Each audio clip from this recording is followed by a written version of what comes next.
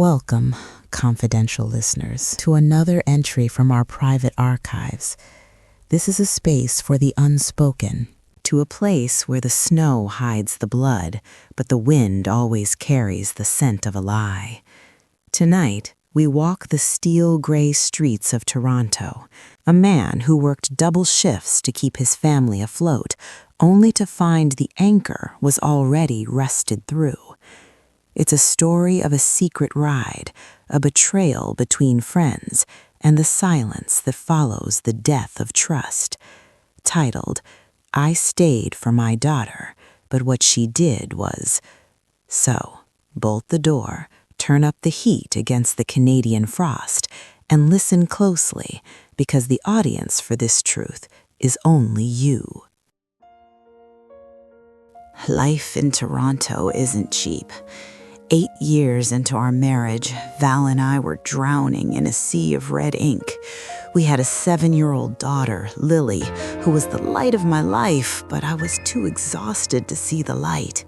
I was working overtime, my head spinning with debt, until Val brought home some news that felt like a spring thaw. A job, a real one. Her friend Chloe had pulled some strings. I breathed for the first time in months. But then came the arrangement. Chloe had a friend, a guy named Benjamin, who drove a black sedan. He'd pick them both up every morning, a private ride to save on the transit fare. I didn't like the idea of Benjamin, a camaraderie price, they called it. Every morning, I'd watch that black car pull away from our driveway, the taillights disappearing into the fog. I felt a knot in my stomach that I couldn't explain, a cold instinct telling me that Benjamin wasn't just a driver, and the price we were paying was far higher than a few dollars for gas. 3 months in, the money was stabilizing, but the house was freezing, not because of the Canadian winter, but because of Val. She became a stranger in her own bed, quiet, bitter. Her eyes were always fixed on a point just past my shoulder. Then on a Saturday, she dropped the hammer. No more Benjamin, no more Chloe. I'm taking the bus from now on, Noah. I had a falling out with Chloe. She's a traitor, a liar. Don't ask me for the details. Just know she's dead to me. She wouldn't tell me what happened. She just sat there with a face like a storm cloud over Lake Ontario. I called Chloe's husband, Oliver, trying to find a thread to pull. He didn't know anything either, or so he said. Something had snapped between those two women, something so violent that the friendship didn't just break, it shattered. I watched Val staring out the window at the falling snow, her silence screaming that she was hiding a truth that would burn the whole house down. I started paying attention to the details I had ignored. Benjamin. He was Oliver's cousin, a good guy who shared beers with us on a Sunday barbecue. I remembered that day, the way he laughed, the way he watched Val when he thought I wasn't looking. The air in our living room was thick with the ghost of his presence. I realized Val hadn't just fought with Chloe. She was grieving. Not a friendship, but something else. She was sulking, almost mute, living in a fog of her own making. Was Benjamin more than a driver? Was the black sedan a mobile confessional or a place where vows were traded for a ride to work? The suspicion was a slow-acting poison, and every time the radiator hissed, I heard Benjamin's name in the steam. The silence ended at 8 p.m. on a rainy Tuesday. I was in the living room with Lily when a voice shattered the window pane. It was Chloe. She was at our gate, screaming like the wind during a blizzard. Val stood in the kitchen, her face turning into a mask of pure terror. I stepped outside. The cold rain hit my face like needles. Chloe was upset, her eyes wild. She told me Oliver had kicked her out because of Val's gossip. her gossip. But then the knife came out. Chloe screamed that Val was only talking because she was spiteful, jealous because Benjamin didn't want anything to do with her. My heart didn't just sink, it felt like it hit the frozen pavement and shattered. I walked back inside and locked the door, but the screams were still ringing in my ears. Val was trembling. Her hands gripped the counter so hard her knuckles were white. Lily was crying in the next room, and for the first time, I didn't go to her. I stayed with the woman I thought I knew. What is she talking about, Val? What gossip did you tell Oliver? And why did she say you were jealous of Benjamin? She's a demon, Noah. She was the one seeing Benjamin. I just told Oliver the truth because I couldn't stand the betrayal anymore. She was lying. I could taste it in the air. If she was so innocent, why had she been hiding the truth for months?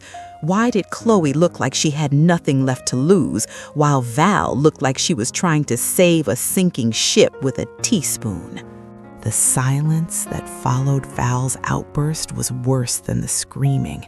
I stood there, watching the steam rise from a kettle she'd forgotten to turn off, thinking about the geometry of that black sedan. 3 people in a car every morning through the gray slush of Toronto's streets. Benjamin at the wheel, Chloe in the passenger seat, and my wife in the back. Or was she? I began to reconstruct the months I had missed. The smiles at the barbecue, the way Benjamin always made sure the car was warm before Val stepped inside. It wasn't about saving money on transit. It was a game. Benjamin wasn't just a driver. He was a collector of secrets. Chloe's accusation hung in the air like frozen exhaust. Val was jealous because he didn't want her. It meant Val had tried. It meant she had reached out from the back seat of that car, looking for something Benjamin was already giving to her best friend. The betrayal wasn't just a single act. It was a long, cold road of yearning and rejection. The next night, I couldn't be in the same room as her. I went to a dive bar on Queen Street, a place where the shadows are thick enough to hide in. Oliver was there.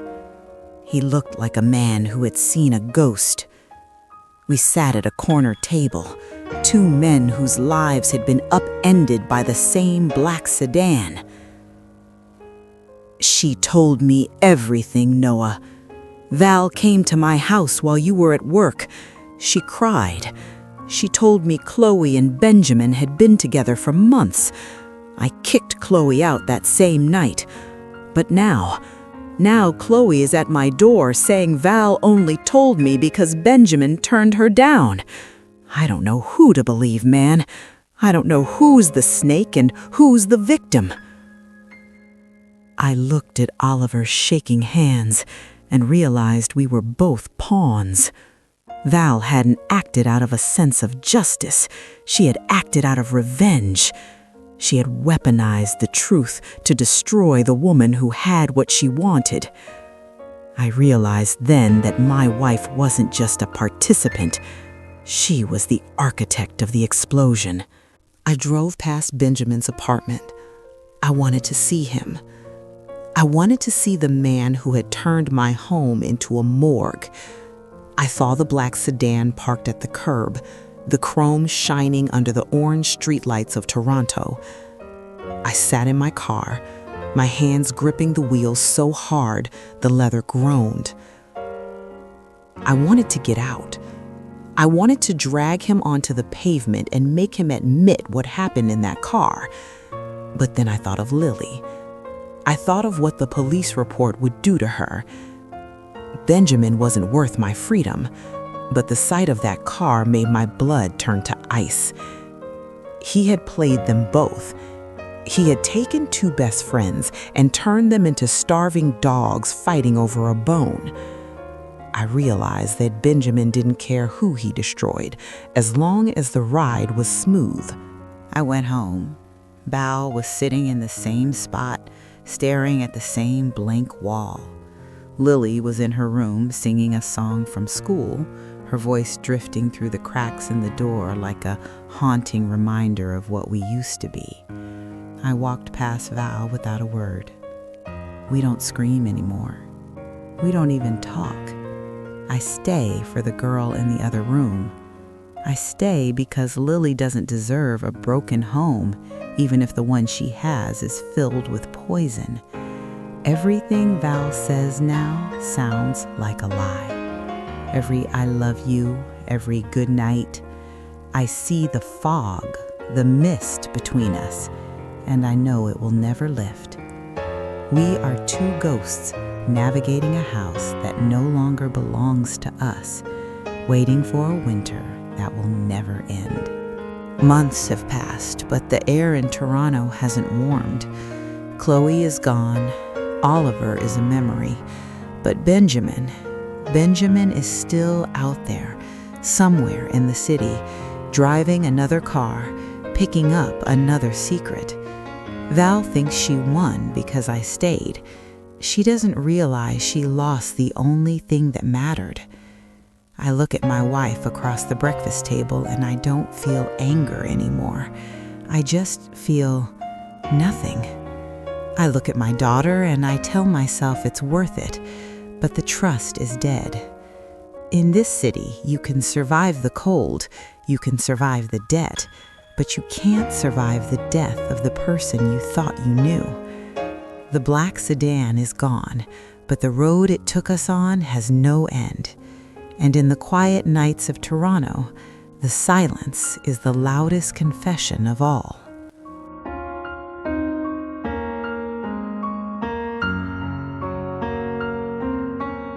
And so, the archive of the frozen heart is closed. A story of a man who chose his daughter over his dignity, and a woman who lost her soul in the back seat of a car. If this journey through the icy secrets of Toronto has stayed with you, please leave a like and subscribe to our channel. Help us continue to unbox these heavy truths from the secrets inbox. But I have to ask you, confidential listeners, would you stay for a child if the love was dead? Or would you walk into the cold alone? Share your truth in the comments below. Because in the end, the secrets we keep for others are often the ones that destroy us the most. Until next time, stay safe and keep your secrets close. Good night.